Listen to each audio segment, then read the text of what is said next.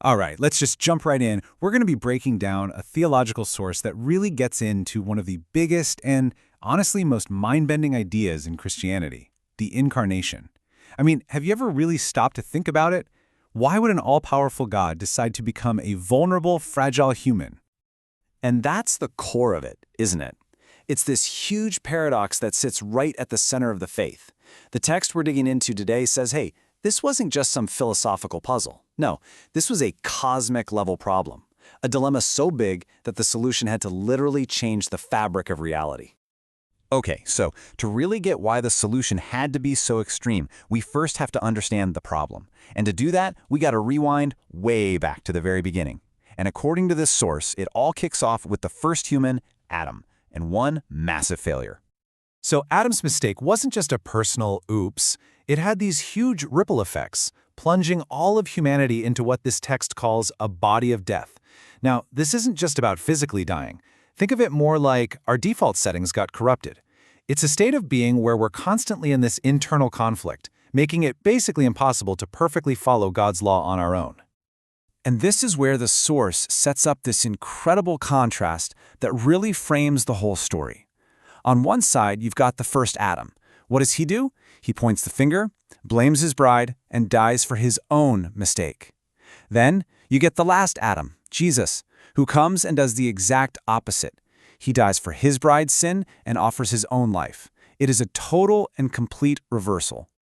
So the situation's pretty bleak. Humanity is trapped in this body of death, totally unable to save itself. So how do you solve an unsolvable problem? Well, the source explains that the plan was something, let's just say nobody saw it coming. The whole thing starts with a decision that is, well, it's pretty hard to wrap your head around. The very being who the text says created the universe, created time and space themselves, chooses to step out of eternity and right into his own creation. And this is a really important point the source makes. This wasn't a God wearing a human suit. It wasn't an act. He became fully human. He got hungry, he got exhausted, he felt the same profound vulnerability that's part of our everyday existence. And here's the kicker. He willingly stepped into that same body of death we were just talking about, the one inherited from Adam. This means he wasn't playing the game on easy mode. He wasn't immune to temptation or weakness. He felt the pull of sin just as intensely as any of us. And this gets to the absolute heart of the solution. The whole mission was to live the full human experience, to face every trial, every single temptation that causes us to fail, and to come out the other side perfect, to win where we couldn't. Okay, but hold on. That raises a pretty big question, right? If he really felt all that weakness, if the temptation was actually real, how in the world did he pull it off? Did he have some kind of divine cheat code? Nope. The source is emphatic. Absolutely not. His victory wasn't a given. It was a hard-won fight every single day. He didn't use his divinity as a shortcut. Instead, he won by doing something that's available to all of us, through a constant, desperate reliance on God the Father and the power of the Holy Spirit. I mean, just listen to his own words. You can feel how real that struggle was. That's not the statement of some detached being who's above it all.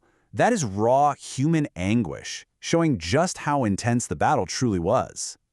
And the source points to this incredible, intense detail: his sweat falling like drops of blood.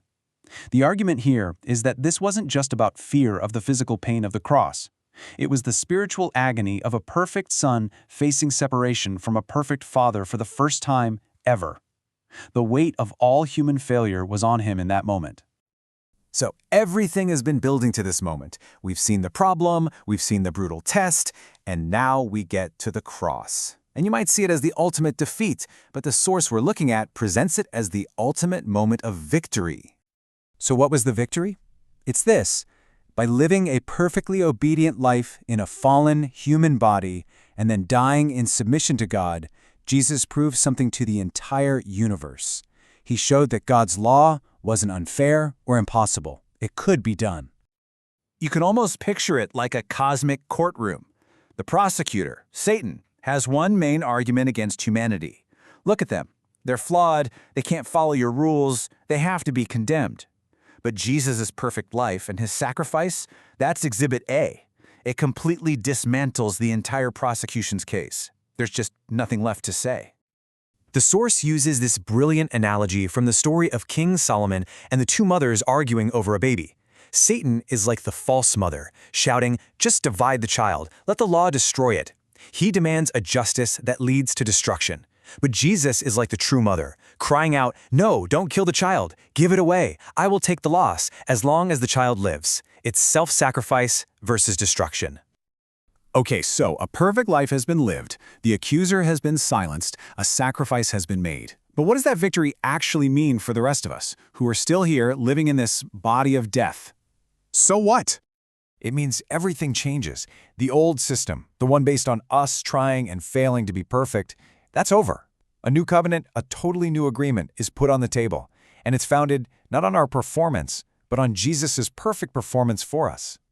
So this new covenant creates a whole new path. It all kicks off with forgiveness, that's the way in. But, and this is a huge but, it doesn't stop there. Next, a believer receives the Holy Spirit, and yeah, that's the very same power Jesus relied on. That power then makes a new life of obedience possible, which in the end becomes the evidence of a true faith at the final judgment. And this is a point the source really hammers home.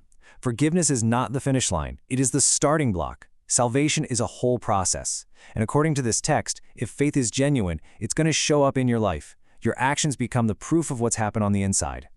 So we're left with this really powerful thought. The source lays out these two prototypes for what it means to be human.